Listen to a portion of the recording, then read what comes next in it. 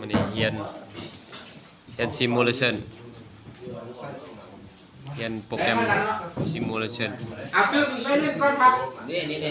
ก้อนอาจารย์พักนี่เป็นสมมติอาจารย์ซิมูเลตแล้วเนาะอาจารย์แปลงให้อาจารย์ปิดตัวนี้ อาจารย์ต้องปิดตัวนี้ไหนปิดแปลงบล็อกแรกก้ามีพี่แอนปิดอาจารย์กด yes เนาะอาจารย์ต้องปิด2 อันปิดตัวนี้แล้วอาจารย์มาหยุดออนไลน์ตัวนี้ก่อนแล้วอาจารย์มาแปลงตัวอย่างว่าอาจารย์จะเอาผู้มอเตอร์จริงๆมาใส่ให้อาจารย์กดดับเบิลคลิกเข้าไปเนาะอาจารย์เข้าไปที่ Color and Sharp ทันว่ากดดับเบิลคลิกอาจารย์ดับเบิลคลิกเข้ามาไปที่ Color and Sharp อันนี้แหละอันนี้หันเนาะคราวนี้ปุ๊บอาจารย์มาเบิ่งว่ามันจะมีตอนทำงานกับตอนว่าทำงานออนชาร์ปคือตอนที่เรากดแล้วให้มันทำงานมันจะเป็นสีนี่เป็นบอกเมื่อกี้นี้ตอนทำพวกกดเป็นสีนี่เองบ่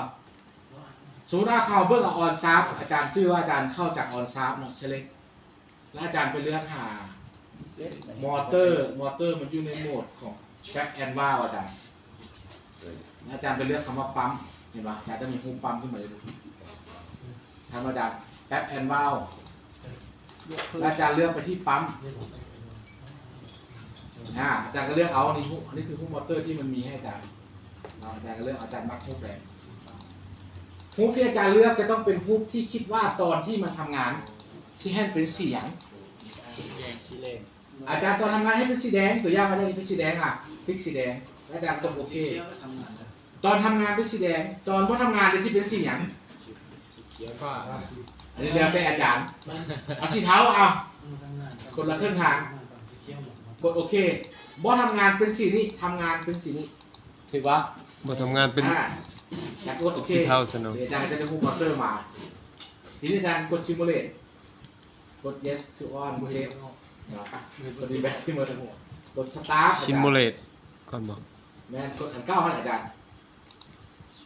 ต้องกดออกเลย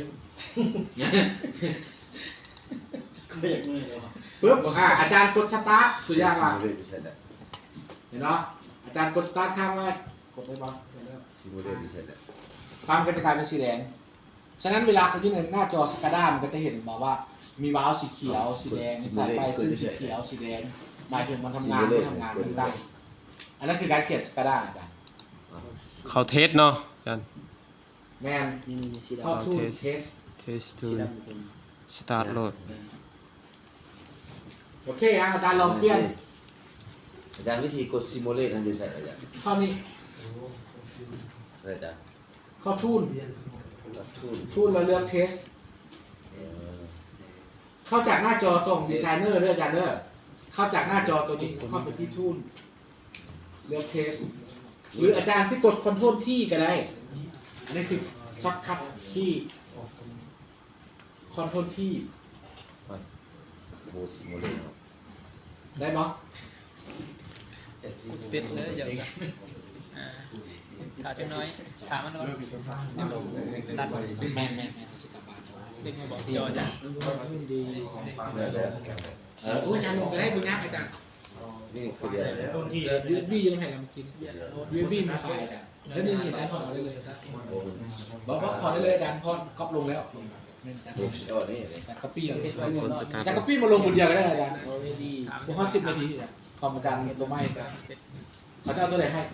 เอกวานเลยทีผ่านก็เห็นได้แล้วยังไม่ไหม้เลยเรียนซิมูเลชันจำลองการทำงานโดยโปรแกรมฝากกดไลค์กดติดตามด้วยพี่น้องเขาไม่จานได้อีโคโนมี่อาจารย์มันคือบ่ให้อันนั้นอาจารย์ก๊อปปี้ไฟล์เอาสตาร์ทได้เลยอาจารย์กดนั้นก่อนติ๊กอันนั้นก่อน CX Simulator ก่อนติ๊กตัวรูปตัวนั้นก่อน